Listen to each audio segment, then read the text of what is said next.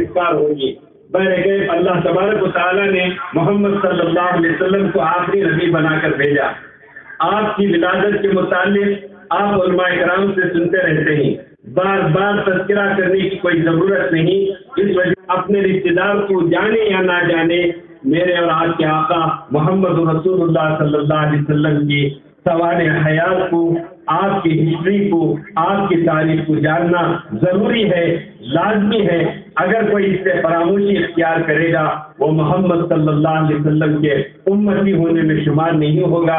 تو لہذا ہر مسلمان کے دل کے اندر یہ ہونی چاہیے کہ حضرت محمد رسول اللہ صلی اللہ علیہ وسلم ہمارے آخری نبی ہیں، آپ کے بعد کوئی نبی آنے والا نہیں، یہ ہر مسلمان کے واسطے لازمی ہے۔ نبی کریم صلی اللہ علیہ وسلم کی ولادت مبارکہ کے متعلق مختلف اقوال ہیں، بعض کے یہاں 8 ہے، بعض کے یہاں 9 ہے، بعض کے یہاں 12 ہے، لیکن جمہور علماء کہتے ہیں 9 ربیع الاول کو آقا مدنی محمد رسول اللہ صلی اللہ علیہ وسلم مکہ شہر کے اندر آپ کی ولادت مبارکہ اللہ تبارک و تعالیٰ نے فرمائی۔ ماں کا نام آمینہ تھا، باپ کا نام عبداللہ تھا۔ باپ نبی کریم صلی اللہ علیہ وسلم کے پیدا ہونے سے پہلے آپ کا سایہ آپ کے سر سے اٹھ چکا تھا۔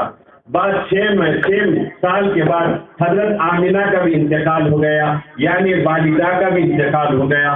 آپ گزرے یتیم پیدا ہوئے، یعنی آپ کے جو ہے بچپن ہی میں باپ بھی چلے گئے دنیا سے، ماں بھی چلے گئے۔ بعض حضرات یہ سوچتے ہیں کہ بالغ ہونے کے بعد یتیم نہیں ہوتا، بالغ ہونے سے پہلے جو جن کے ماں یا باپ یا دونوں مر جائیں اس کو یتیم کہا جاتا ہے۔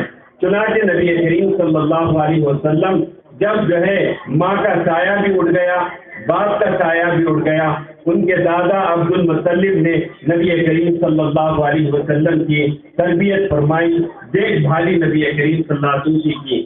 اس کے بعد 9 سال کی عمر کے قریب آپ صلی اللہ علیہ وسلم کے سر سے آپ کا دادا کا سایہ بھی اٹھ چکا، یعنی انتقال فرما چکے۔ اس کے بعد نبی کریم صلی اللہ علیہ وسلم کے چچا ابو طالب کو خدا تبارک و تعالیٰ نے آپ کا کفیل بنا دیا۔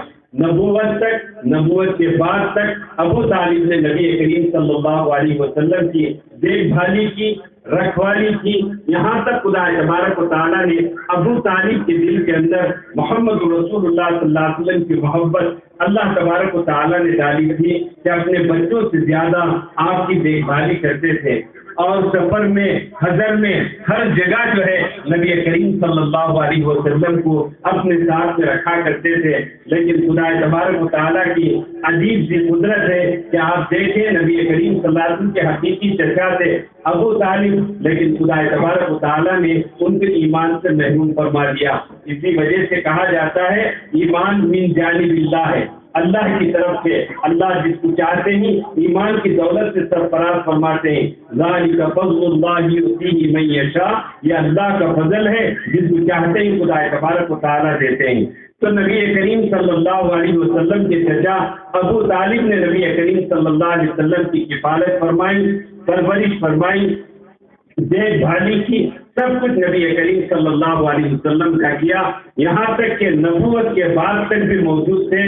جب ابو طالب نبی کریم صلی اللہ علیہ وسلم کے چچا مرض الموت، مرنے کے قریب ہو گئے، نبی کریم صلی اللہ علیہ وسلم کے دل میں ایک شفقت پیدا ہوئی، ایک پیار پیدا ہوا، ایک جو ہے امنگ پیدا ہوئی، ایک آپ کے دل میں خیال پیدا ہوا، میرے چچا نے میرے بچپن سے جوانی تک میری پرورش کی ہے، میری تربیت کی ہے، میری دیکھ بھالی کی ہے، آج میرا چچا ایمان کے بغیر دنیا سے چلا جا رہا ہے، ایمان کے بغیر دنیا سے رخصت ہوتے ہوئے جا رہا ہے۔ قیامت کے دن اگر کلمہ پڑھنے میرے چچا، قیامت کے دن جو ہے خدا کے دربار میں یہ سفارش کر سکوں، یا اللہ یہ میرے چچا ہیں، انہوں نے آخری دم میں کلمہ پڑھ لیا، آپ ان کو جنت میں بھیج دیں۔ اس نتیجے میں آپ جو ہے ابو طالب کے گھر پہنچے، بیمار تھے ابو طالب سے اللہ کے نبی حضرت محمد رسول اللہ صلی اللہ علیہ وسلم نے فرمایا چچا جان آپ ایک مرتبہ کلمہ پڑھ لیجئے تاکہ قیامت کے دن میں آپ کی سفارش کروں، تاکہ قیامت کے دن میں جو ہے آپ کا شافی بن جاؤں۔ ابو طالب کہنے لگے بھتیجے ضرور کلمہ پڑھنے تھا، لیکن میرے قوم اور میرے لوگ کہیں گے کہ موت کے ڈر سے اپنے بھتیجے کے کلمے کو پڑھ لیا، اس وجہ سے انکار کر دیا۔ اللہ تعالیٰ نے قرآن مجید میں ارشاد فرمایا انک لا تہدی من احببت ولکن اللہ یہدی من یشاء۔ اے محمد صلی اللہ علیہ وسلم، ہدایت کا پہنچانا آپ کا کام ہے اور ہدایت دینا ہمارا کام ہے۔ ابو طالب کے حق میں ہدایت نہیں ہے، اس وجہ سے خدا تبارک و تعالیٰ نے منع فرما دیا۔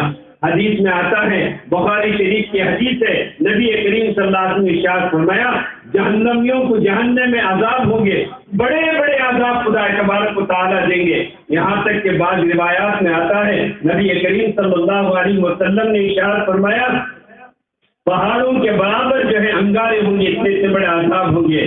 بعض روایات میں ہے جہنمی پانی مانگے گا، اس وقت جو ہے اللہ تبارک و تعالیٰ کہیں گے پانی پلاؤ، چنانچہ کھولتا ہوا اور پکتا ہوا پانی پلایا جائے گا، اور جب جہنمی پانی پیے گا، حدیث میں نبی کریم صلی اللہ علیہ وسلم نے ارشاد فرمایا یہ خون جو ہے اس کے پیٹ کے پیچھے آ جائے گا اور یہ خون زمین تک چلا جائے گا۔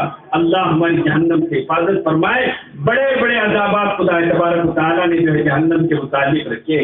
اللہ نے قرآن مجید میں خود ارشاد فرمایا جہنمی جہنم میں جب پانی پوچھیں گے اللہ تبارک و تعالیٰ کہیں گے وَيُسْقَىٰ مَاءً حَمِيمًا کہ جہنمی جب پانی پوچھے گا اللہ کہیں گے کھولتا ہوا پانی دو، جب یہ پیئیں گے پینے کی وجہ سے ان کی اندڑیاں کٹ کر پیخانے کے راستے سے نکل جائیں گی۔ یہ جہنم کے عذاب خدا تبارک و تعالیٰ۔ نبی کریم صلی اللہ علیہ وسلم نے ارشاد فرمایا میرے جو چچا دنیا سے رخصت ہو کر چلے گئے، اللہ اتنا بڑا ان کے اوپر رحم کیا کہ سب سے چھوٹا اور سب سے ہلکا عذاب اللہ تبارک و تعالیٰ میرے چچا کو دیں گے۔ وہ کیا ہوگا؟ آگ کے جوتے پہنائے جائیں گے اور ان کا دماغ جو ہے جس طرح ہانڈیاں میں پانی ابلتا ہے اس طرح ابلتا ہوا ان کا دماغ ہوگا، ایسا ان کا چھوٹا عذاب ہوگا۔ اللہ جہنم کے عذاب سے بچائے، اللہ تعالیٰ اپنی ناراضگی سے بچائیں۔